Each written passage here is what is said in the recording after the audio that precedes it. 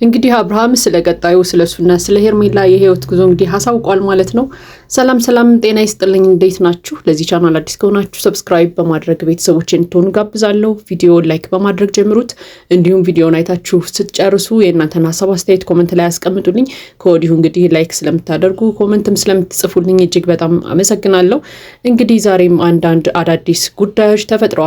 እንግዲህ ዛሬ አብርሃም ወደፊት እንግዲህ ስለሚፈጠረው ስለሱና ስለ ሄርሜላ ጉዳይ አንዳንድ ነገሮችን ተናግረዋል ማለት ነው። በዚህ ጉዳይ እንግዲህ ሰፋ ያለ ማብራሪያዎችን እንሰጥበታለን፣ እናወራለን ማለት ነው። እንግዲህ በሌላ በኩል ደግሞ ሩታ ከሀገር ለመውጣት አስባለች። እንግዲህ ወዴት ነው የምትሄደው? ለምንድን ነው የምትሄደው የሚለውን እንግዲህ የምናየው ነው የሚሆነው። እንግዲህ ወደ መጀመሪያው ሀሳባችን ስናልፍ ያው አብርሃም እንግዲህ ሄርሜላን እንደመረጠ ሁላችንም እናውቃለን ማለት ነው። በቅርቡ ያው እንግዲህ እጅግ በጣም ብዙ አወዛጋቢ ነገሮች ነበሩ። ሄርሜላን ይመርጥ ይሆን ሩታን ይመርጥ ይሆን የሚለው እንግዲህ የሁላችንም ጥያቄ ሆኖ ቆይቶ ነበር ማለት ነው። እንግዲህ ባለፈው ያው እውነቱን አይተናል ማለት ነው። ለማንኛውም ግን አብርሃም ለመምረጥ ሲቸገር አይተን ነበር።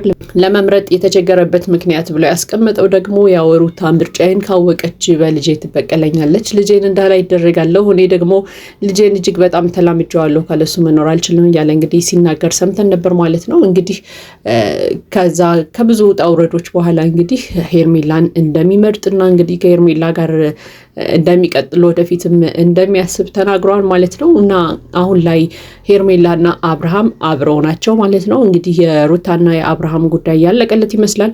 ለማንኛውም ግን ይሄንን እንግዲህ የአብርሃምን ምርጫ አይታ ቡዜ ልታነጋግረው መታለች ማለት ነው። በምርጫ እርግጠኛ ነው ሆይ ትክክል ነው ሆይ ያለችም ስትጠይቀው ነበር። አብርሃምም እንግዲህ ለቡዜ አንዳንድ ነገሮችን ሲያስረዳት ነበረ። እኔ ሄርሜላን እወዳታለሁ፣ ከእሷ ጋር መኖርን ማስባለሁ፣ ሩታንም እወዳታለሁ፣ አከብራታለሁ፣ የልጄ እናት ነች። ነገር ግን ያው ሄርሜላን አፈቅራታለሁ፣ ከእሷ ጋር ነው መኖር የምፈልገው ያለ ሲናገር ነበር ማለት ነው። እንግዲህ ቡዜም ቀጣይ ምንድን ነው የምታስበው? እንደ በፊቱ ህይወትህ ቸኩለህ ገብተህ ነገሮች እንዳይበላሹ እንዳይዘበራረቁ እያለችም ስትመክረው ነበር። እንግዲህ አብርሃምም እንደሰማነው ከሆነ ያው አሁን ላይ ሄርሜላ ጋር የፍቅር ግንኙነት ላይ ናቸው።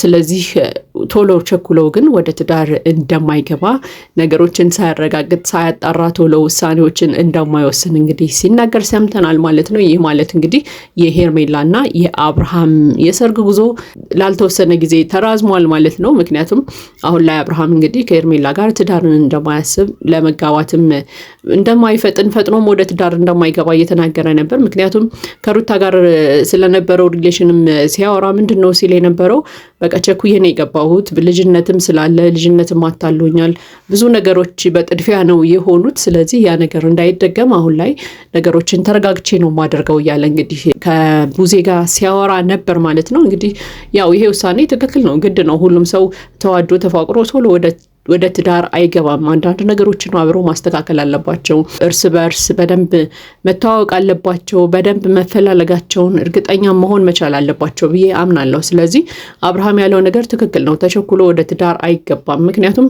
ተቸኩሎ ወደ ትዳር ከተገባ እዛው ትዳር ውስጥ ሆነን ነው ማለት ነው ልንተዋወቅ የምንችለው። ስለዚህ ወደ ትዳር ሳይገቡ በፊት ተዋውቀው ተነጋግረው ምናምን መግባታቸው እጅግ በጣም የሚያስደስት ነገር ነው ማለት ነው።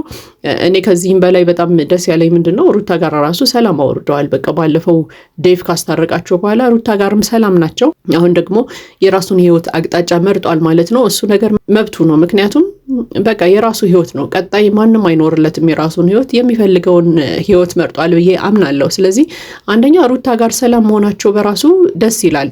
ልጃቸውን ያሳድጋሉ በሰላም ቢያንስ ልጁ ላይ ክፍተት አይፈጠርበትም ብዬ አምናለሁ፣ ሁለቱ ሰላም ስለሆኑ ማለት ነው። ከዛ በተረፈ ግን አብርሃምም የራሱን ህይወት ይኖራል፣ ሩታም የራሷን ህይወት ትኖራለች።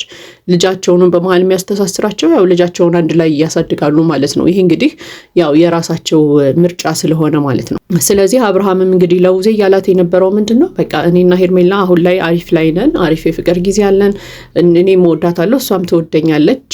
በቃ ቀስ ብለን ደግሞ ወደፊታችንን እናስባለን። ነገር ግን አሁን ላይ ያው ትዳር እንደማያስብ ተናግሯል ማለት ነው። እሱም እንግዲህ በሌላ በኩል ደግሞ ሩታ እንግዲህ ወደ ቤተሰብ ጋር ለመሄድ ወስናለች ማለት ነው። ያው ቤተሰብ ጋር ለመሄድ ያሰበችው ያው ቤተሰቦቿን ለማየት ለመጠየቅ ነው። በዛውም ደግሞ ከሰሞኑ ግርግር ራሷን ገለል ለማድረግም ይመስለኛል።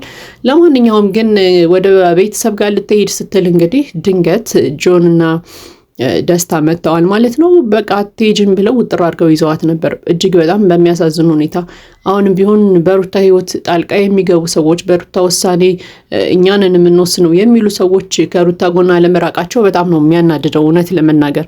በቃ ሩታ የራሷን ውሳኔ እንዳትወስን የራሷን ኑሮ እንዳትኖር ሁል ጊዜ ነው ጫና እያደረጉባት የሚቀጥሉት ማለት ነው እነዚህ ሰዎች። እና እነ ደስታ እንግዲህ ከየት መጡ ሳትል መጥተዋል ማለት ነው ልትወጣ በነበረበት ሰዓት። ከዛ አትሄጂም በቃ የትም አትሄጂም እያሉ እንግዲህ ሲያደርቋት አይተናል ማለት ነው። እሷም እንግዲህ ቤተሰብ ጋር ነው የምሄደው፣ እናቴ ናፍቃኛለች፣ ወንድሞቼም አባቴም ሁሉንም አገኛለሁ እያለች እያወራች ነበረ።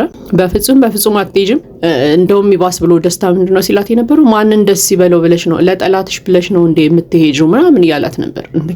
እኔ አንዳንድ ጊዜ ሰው ለሰው የማይተኛው ነገር በጣም ነው የሚያናደደኝ። ምክንያቱም አሁን ላይ አብርሃምና ሩታ በቃ ሰላም ናቸው። ሰላም ሆነው ነው የራሳቸውን ውሳኔ የወሰኑት።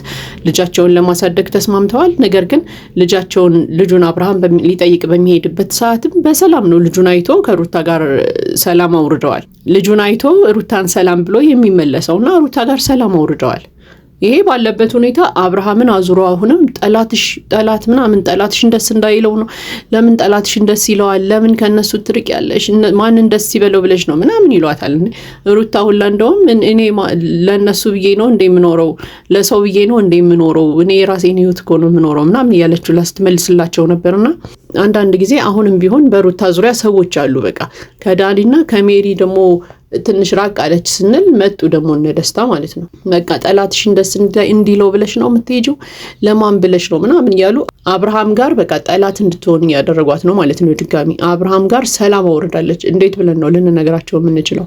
በቃ አብርሃም ጋር ሰላም ወርዷል። ልጅ ነው የሚያስተሳስራቸው፣ ልጃቸውን ያሳድጋሉ፣ ግን ለየብቻ ይኖራሉ። አለቀ። አብርሃምም የራሱን ህይወት ይኖራል፣ ሩታም የራሷን ህይወት ትኖራለች። ስለዚህ አብርሃም ጋር አሁንም አዙራችሁ ደህና ሰላም የወረደውን ነገር ጠላት ልታረጓት አትሞክሩ። እና እንደዚህ አይነት አስተሳሰቦችን ወደ ሩታ ባመጡ ቁጥር ሩታ ራሱ በቃ ልጁን ይዤ ልጥፋ እንደ የሚል ሀሳብ ሁላ ልታስብ ትችላለች እውነት ለመናገር። ምክንያቱም ሁሉ ጊዜ በዙሪያ ያሉ ሰዎች መጥፎ ነገር ነው የሚያሳስቧት። በቃ አብርሃም ጠላቷ እንደሆነ ሊጎዳት አኮብኩቦ ያለ ሰው እንደሆነ ነው የሚያሳምኗት ሁሉ ጊዜ። እና እነ ደስታ ራሱ ምንድነው ሲሏት የነበረው በቃ ጠላቶችሽን ለመሸሽ ብለሽ ነው እንደምትሄጂው፣ ማንን ደስ ይበለው ብለሽ ነው የምትሄጂው ምናምን እያሉ አብርሃምን ትልቅ ጠላት አድርገው ነው የሚስሉባት። ከዛ ይችልሽ ምንድነው የምታስበው? ጭራሽ አብርሃምን መበቀል፣ ከአብርሃም መራቅ ምናምን ነው የምታስበው። እና አሁንም አብርሃም የፈራው በልጄ ትበቀለኛለች፣ ልጄን እንዳላይ ታደርገኛለች እያለ ነበር ባለፈው። ያንን ነገር አሁንም ቢሆን እንዳያሳስቧት እፈራለሁ ሩታን። ልጄን ይዤ ልጥፋ ብላ ሌላ ደግሞ ጣጣ ውስጥ እንዳትገባ እፈራለሁ። ምክንያቱም ይሄ ነገር በህግ የተያዘ ጉዳይ ስለሆነ ባለፈው ፍርድ ቤት ሄደው ልጁን የማየት መብት ተሰጥቶታል። ማንም ልጁን የመስረቅ መብት እንደሌለውም አስጠንቅቀው ነግረዋቸዋል። ስለዚህ አሁን ሩታም ያንን ነገር አድርጋ ደግሞ የማትወጣው የህግ ጣጣ ውስጥ እንዳትገባ ያስፈራኛል፣ በዙሪያዋ ባሉ ሰዎች ምክንያት ማለት ነው። እንግዲህ ሩታ ልትሄድ የነበረውን አስቀርተዋታል፣ በዛም በዚህም ብሎ ማለት ነው። አያቸው ሀሳቧን እንዴት ጠምዝዘው ሁል ጊዜ ሊያስቀይሯት እንደሚፈልጉ። ጭራሽ ይባስ ብሎ ደስታ ምንድነው ሲላት የነበረው አብሬሽ ነው የሚሄደው፣ እንደውም አብሬሽ ነው የምንሄደው፣ ከሄድሽን ቤተሰብ ጋር አብረን ነው የምንሄደው እያለ ሲጠይቃት ሁላ ነበር። ሩታ እንደውም እንዴ ማን ስለሆንክ ነው ቤተሰብ ጋር ይዤ የሚሄደው ምናምን እያለች ሁላ ስትጠይቀው ሰምተናል። እና አንዳንድ ጊዜ ሩታ በቃ ዙሪያሽ ያሉ ሰዎች ሀሳብሽን እያስቀየሩሽ ወደ መጥፎ ነገር እየወሰዱሽ ብዙ ነገሮች ጠፍተዋል እስከዛሬ ድረስ። ስለዚህ አሁንም ቢሆን የቀሩትን ሰዎች ደግሞ በአንቺ ውሳኔ እንዳይገቡ አድርጊ። ቢያንስ ከዙሪያሽ እንኳን ባይርቁ አንቺ ጋር ቢሆኑም ሰፖርት ቢያደርጉሽም እንኳን ግን ደግሞ የራስሽን ሀሳብ ጠምዝዘው እንዲያስቀይሩሽ አትፍቀጅላቸው። በቃ የራስሽን ሀሳብ ራስሽ ወስኝ። በቃ እናቴ ጋር እሄዳለሁ ካልሽ መብትሽ ነው። በቃ ማንም ተጭኖ ሊያስቀርሽ አይገባም። እናትሽ ቤት ነው የምትሄጂው እንጂ አጉል ቦታ አይደለም የምትሄጂው። ስለዚህ የፈለግሽውን ነገር ራስሽ ወስኝ። በቃ የራስሽ ውሳኔ ቢያንስ ቢጎዳሽ ራሱ ያን ያክል አትጸጸችም፣ ራስሽ ስለሆንሽ ወሰንሽው። ነገር ግን ሀሳብሽን ጠምዝዘው የሚያስቀሩሽን፣ ሀሳብሽን ጠምዝዘው ሊያስቀይሩሽ የሚሞክሩ ሰዎችን አትፍቀጅላቸው። ብዙ ነገሮችን ብዙ ጥፋቶችን እስከዛሬ ድረስ እንድታጠፊ ስላስደረጉሽ ማለት ነው። ስለዚህ አንዳንድ ጊዜ ሰዎች በማያገባችሁ ባትገቡ መልካም ነው የሚል ሀሳብ አለኝ። አሁን ላይ ሩታና አብርሃም ሰላም ናቸው። በቃ ሰላማቸውን ያስቀጥሉ። በቃ አየሩ እስኪ ይረጋጋ፣ ጸጥ ይበል። ጠላት ለማን ደስ ይበለው ምናምን እያላችሁ አታቀሳስሩ፣ ነገር አታምጡ፣ ሌላ ነገር አትጎትቱ። በቃ የአብርሃምና የሄርሜላ ጉዳይ ሰመረም አልሰመረም እሱን ወደፊት የምናየው ነው የሚሆነው። የሩታና አብርሃም ወደፊት አንድ ላይ ይሆኑ የሚለውን እሱን ወደፊት ነው የምናየው። ግን አሁን ላይ ባሉበት ሁኔታ አትሊስት ሰላም ሆነው እንዲቆዩ ሰላማዊ ኑሮን እንዲኖሩ አድርጓቸው እስኪ የሚል ሐሳብ አለኝ። ይሄ እንግዲህ እኔ ሐሳብ አስተያየት ነው። የእናንተን ሐሳብ አስተያየት ደግሞ ኮሜንት ላይ አስቀምጡልኝ። ለዚህ ቻናል አዲስ ከሆናችሁ ሰብስክራይብ በማድረግ ቤተሰቦቼ እንድትሆኑ እጋብዛለሁ። ቪዲዮውን ላይክ በማድረግ አበረታቱን። መልካም ጊዜ ይሁንላችሁ።